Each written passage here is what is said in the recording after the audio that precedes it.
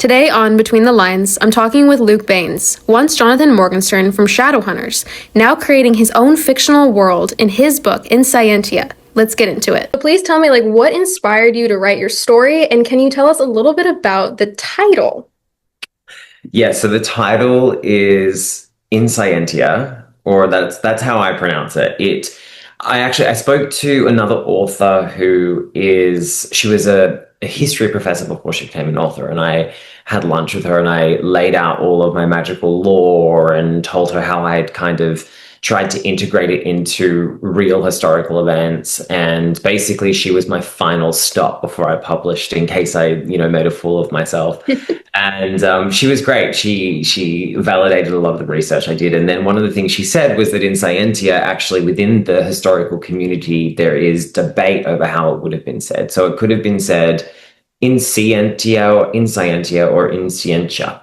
So yeah, it's basically the word goes back to textbooks. It's Latin it means the knowing. So it actually went back to historical textbooks. The reason I wrote it was because I just wanted to, I've done a lot of conventions through the work I did on Shadowhunters. I got to meet a lot of fans, and during 2020, a lot of those conventions were moved online. And so I got to meet a lot of people and talk to them one-on-one in a way that I hadn't before. And a lot of people really opened up to me about their anxiety and their depression and intrusive voices, specifically with young women who felt like the way that they would speak to themselves in a negative way was something that was very unique to them and that not a lot of other people felt. And it just got me thinking about, female protagonists, specifically in the fantasy genre, and how, it's often this wide-eyed girl who gets thrown into a crazy situation, but we don't really know much about this person before an extraordinary situation happens to them. So I really wanted to find a way to bring a protagonist to life who suffers with anxiety, who suffers with panic attacks, who suffers with just being a human being in the world. And she just happens to fall into a crazy circumstance. I think relatability is the word I'd use for your story when I read it. I was like, especially as a female, so that makes sense now hearing your story with it. It's so relatable. You feel that moment when you're flipping through the pages of like, oh yeah, that would be me. Oh yeah, I feel that. Like, Good, because that was, look, one of my biggest insecurities about writing it was I'm a man. Why am I, a mid-30s man writing a book as a 17-year-old girl? Because it's not like obviously men suffer with anxiety as well, but we're just not as funny. Like women have so much more charm when it comes to making mistakes and or at least the thought process of making a mistake. There's so much more fun you can have with a overthinking person who is female. So I'm glad that it related. no, absolutely. You do a beautiful job. And I think it does come from the fact that you've done these conventions for so long now and you've just met so many people. And I found, obviously, I got to meet you for the first time at a convention. And something that I found very interesting is as I was walking through the convention, doing other things, multiple people kept coming up to me and my parents who were there, and they were telling us about their experience at the convention. And all of them had a just truly beautiful thing to say about you, and that you gave them so much time and you were able to connect with them. And obviously a lot of females were coming up and saying that to us. And so I thought it was very interesting to see that you have a way of connecting with people in a very direct way that really touched a lot of people at the convention. And you obviously can find a way to bring that through your writing as well. Thank you. I appreciate that. It's funny because my first my first convention I ever did, I think I'm not sure if it was Italy or Paris, but I got flown to this convention and everybody had like a photo, like all the other actors had photo sessions in the morning and they were all jam-packed busy and I barely had any. It was just like a few here and there. And I was like, oh, I guess, I'm a new character, whatever. And I get on the stage to do a panel and I'm talking, and about 10 minutes into it, there's just kind of like a mass exodus of people going. And again, I'm like, oh God, I'm boring. They hate me. What the fuck? What have I done? Like also trying to tell myself, well, maybe there's something else going on, and they had to leave. And I get off, and my like handler had said to me, "Sorry, something moved." I was like, "What happened?" My handler had said to me, like, it was that went really well. I was like, "Wait, did it?" Because everyone kind of left, and she's like, "Yeah, they left to go and buy extras because they realized that you weren't your character." Like they were like, Oh, apparently before I had turned up at the convention, they were worried that I was going to be a psychopath oh from no. hell. My literal Understandably. character. Yeah. And then they saw me talk and they're like, no, that's just a weird Australian kid. He's fine. That's so funny. Speaking of your character and your experience on Shadowhunters, did any of that influence the characters in your book or how you wrote it? Yeah, absolutely. Like, I learned so much about the fantasy genre, shooting Shadowhunters, about what works, about what doesn't work. Just even little things like as an actor, I ask a lot of questions and I would ask directors or the writers, like, what's happening here? Why is this happening? And they would be like, oh, it's a book thing. Like there are so many times they would just refer to the book and be like, it's already there, it exists as lore. And I it just got me thinking about if I ever created a magical system of my own, what it would look like. And I thought a lot about how magic would like if magic existed in the world today, what that would look like. And to me, that felt like power that people keep to themselves. I feel like that's very accurate.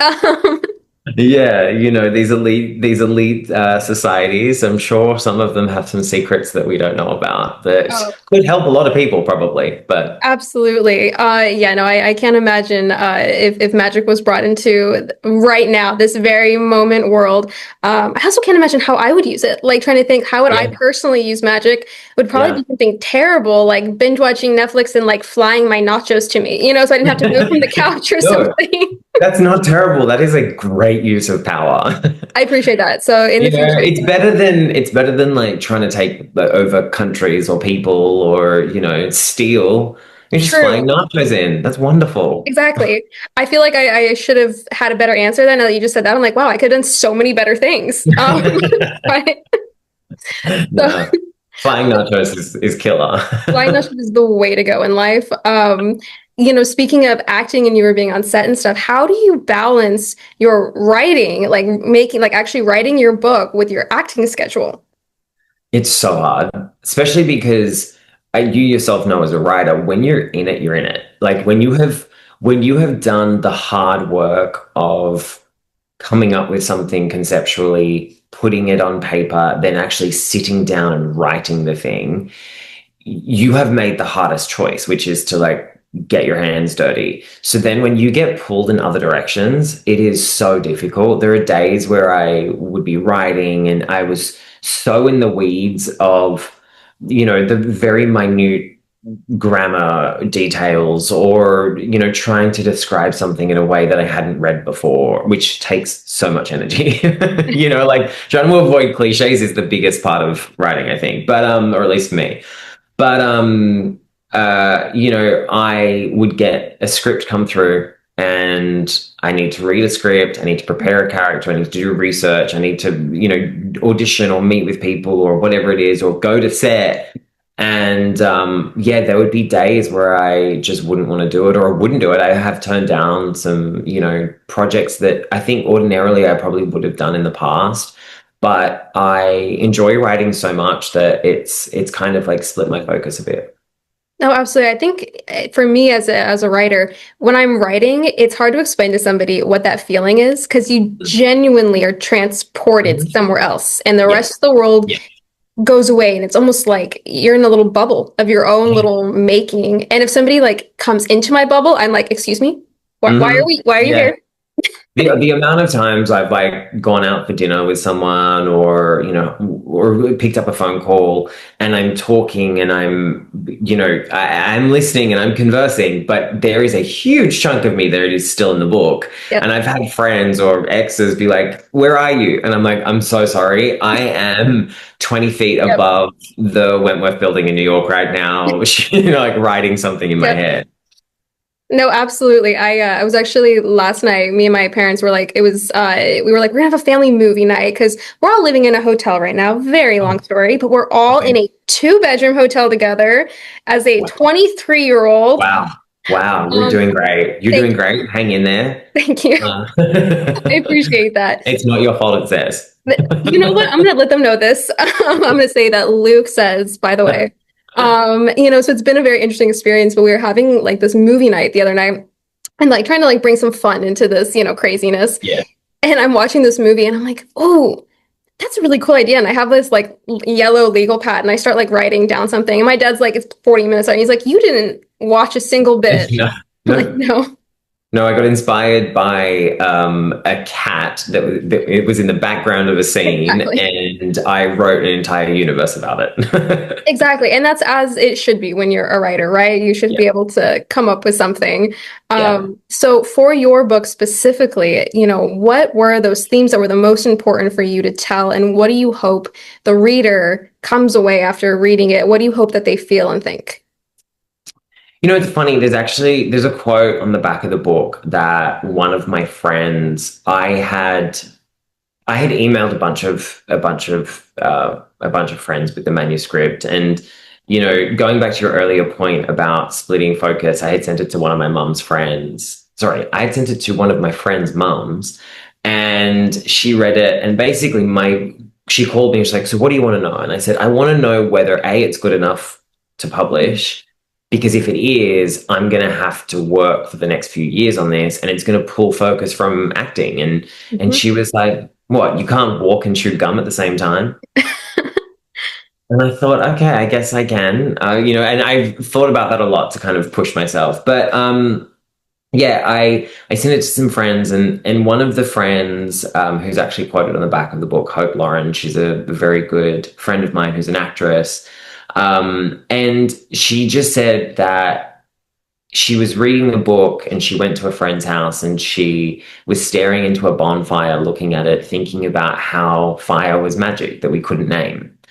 And that she recognized that because of the book. And I think that was the point of it for me. It was like I really wanted people to see the magic in everyday life and to find hope whenever they could. Like I jokingly write in the front of the book, to all my exes, may you realize what you lost. And then I cross it out and say, to the dreamers and lonely hearts, may this fill you with hope to make it through another day. And that's really just what it is. It's escapism, and it's some fun for people, I hope, to take their minds off the crazy world we live in.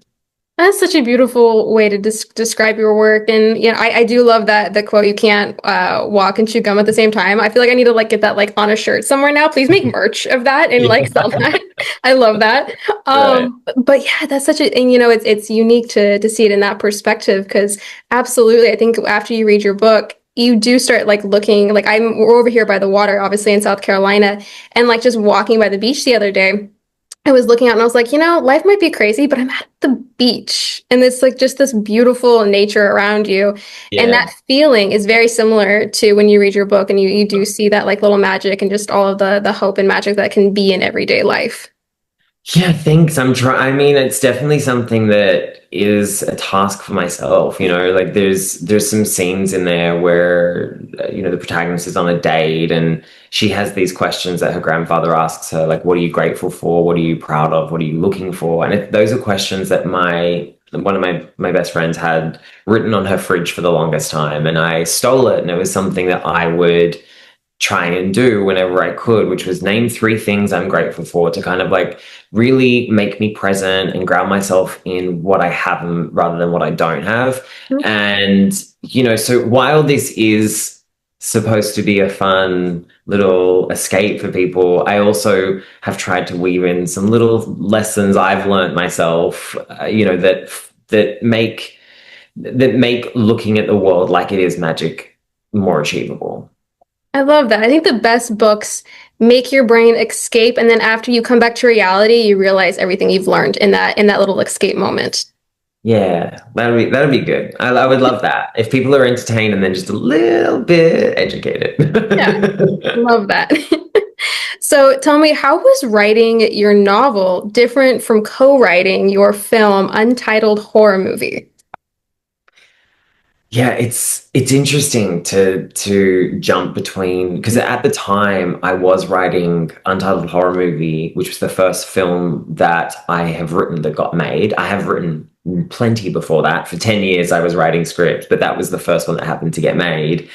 And I was also writing this novel at the same time. And in a way, some of the scenes are so like for a while, a lot of people would describe my writing as being cinematic, and I didn't like that. For me, what I was hearing was you don't know how to write like a writer, you know how to write like a filmmaker. Interesting. And it actually took another friend explaining it to me that it was that it makes them think visually. It was Alberto Resende from Shadowhunters, and he said, "No, you write cinematically because I can see it." And so there are some big scenes in the book that would be incredibly difficult to shoot. Like two characters who are levitating above, one of the tallest buildings in Manhattan, for instance, or flying through the air, or just various different things that I wrote in this book. And I almost did it because I could, in the way that when you're writing a script, every single word and thought and action and beat that you write down has to be made at some point. So there is a logistical aspect to it that constantly restrains you, especially in independent filmmaking. You know, you can't write big car chases, you can't write scenes with a lot of extras, just money. It's all, as a producer as well, all I look at is money, money, money, money, money, money, money that you're never getting back. But with the book, it just kind of was a way for my imagination to let loose. So your book was your escape as well, which is Yeah, interesting. yeah, I love yeah, hearing that. and like also gave me permission to like just let my mind go wherever I wanted it to.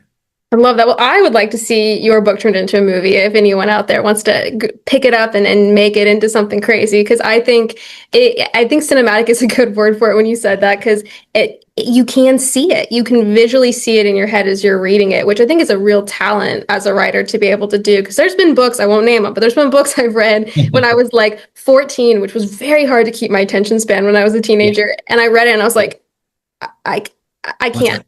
what's Like, going on? exactly. I Yeah. had to like flip back in the page and be like, is somebody else speaking? Did I Yeah. miss like when something? And so I feel like when a book can be, when I can read a book and I can see it from beginning to end in my mind, I'm like, oh, it was such a pleasant experience. Like I love getting into a world like that. I appreciate that. Thank you. I That's did. I also had friends who aren't big readers who would read it and give me notes like, I'm confused. You didn't tell me where the door is. Is it on the right or the left side of the room? I need you to tell me because otherwise it ruins the whole scene for me. And I'm like, oh, that's literally one word I can change so quickly that will make you see the room better. Done. So that was like really helpful. No, absolutely. When my dad is he's my copy editor. I tease him, he's my beta reader. And so I make him read everything out loud to me, Good. which is so much fun. And he takes a red marker for real, like an old principal, like takes a red Nice. marker to it. He's And like, it's interesting to hear his perspective on it. Like when he tells me something that I think is so obvious. And he's like, you didn't explain this at yeah, all to me, not even yeah. a little bit. And I'm like, but, and he's like, I'm not in your head, sweetie. Like, No, no, I like know. put it on the page. So it's cool to hear that from other people. Yeah. Yeah. It's very, very helpful. No, absolutely. So what are some lessons from, stage and screen that have helped you as a writer? And what kind of advice could you give somebody who's just starting that writing experience? I think the advice I would give to somebody starting the writing experience would be you cannot edit a blank page. So, you know, put it on paper, put the idea on paper, just write, get it down. At some point, yes, you will have to read it back and face what you've written and figure out whether or not it's interesting and whether or not it's worth putting out into the world. But you can't do that until you've put it on paper. It's only ever going to live in your mind if you don't put it down. So I think that is probably the biggest advice that I would have, because I could have written a book 20 years ago if I had actually just done it, as opposed to being terrified of it. In terms of the lessons I've learned as a filmmaker, I would probably say that have translated across into writing would be that it doesn't. I think I put films and books and art on a pedestal because I really appreciate how much it's changed my life. But I think all art has a place. And so if you're comparing yourself to people who are winning awards or, selling billions of copies of billions, millions of copies of books, it's always going to feel like something that is really far off. But all art deserves a place. And so I think if you believe in it and you push it and you write it and you get it out there, then it will find its audience. Absolutely. I think it goes back to that just do it. Yeah. And one, you just feel good. You just feel good to know that you did it afterwards, regardless if it goes anywhere. Yeah. And it's like, there's definitely still like, there's parts of this book that I would be terrified if a stranger opened and just read it cold without having read, the parts that I'm more proud of. But at the same time, I'm also like, I don't think that there should be this preconceived notion around specifically books where it has to be perfect or it has to be a certain level of intelligence or it has to be a certain level of vocabulary or I think that it should be about you enjoying yourself, and so I think that that translates to every genre and every writer. Absolutely. And can you tell us, are we going to get any more books from you? Yeah, I mean, I think so. I am midway through writing the sequel right now to In Scientia. I planned out 3 books before I began, which didn't seem like a uphill battle. And then you write one and you're like, I'm never writing a book again. Yeah. What are you thinking? But the second book, because I developed so much of who this character was in the first, it almost feels like a disservice to myself and to her to not have fun with what I've created. So the second book it's just a lot of action and a lot of fun, and we really get to see the world kind of blown open in a way that a lot of people have been begging me for.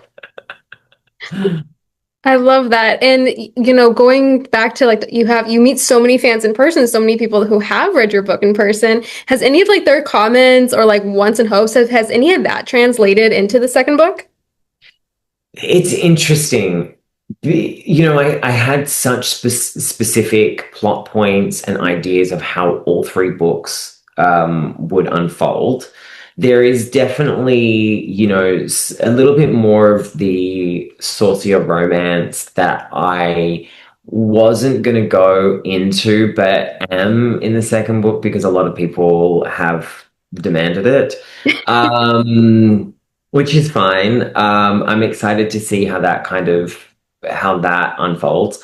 But I think that I essentially the plot points have all been there. And what's so interesting is there's such a big theme in this book that is very evident. And I think it's one of those things when it's revealed in the second book, everyone's going to be like, wait, what? Of course, that was like right in my face.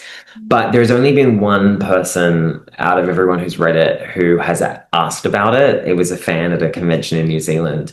And she was like, wait, what about this? And I managed to just like talk around it, but she hit the nail on the head, and it's kind of the biggest theme for the second book. So I'm excited for people to discover that. Oh, New Zealand for the win is what I'm hearing here. Okay, love Yeah. it. So thank you so much for taking this time to talk with me, and we are so excited to see everything that you're working on now in the future and forever. Thank you so much. It was such a pleasure to be able to connect, and I'm looking forward to reading your book when it's out. Thank you.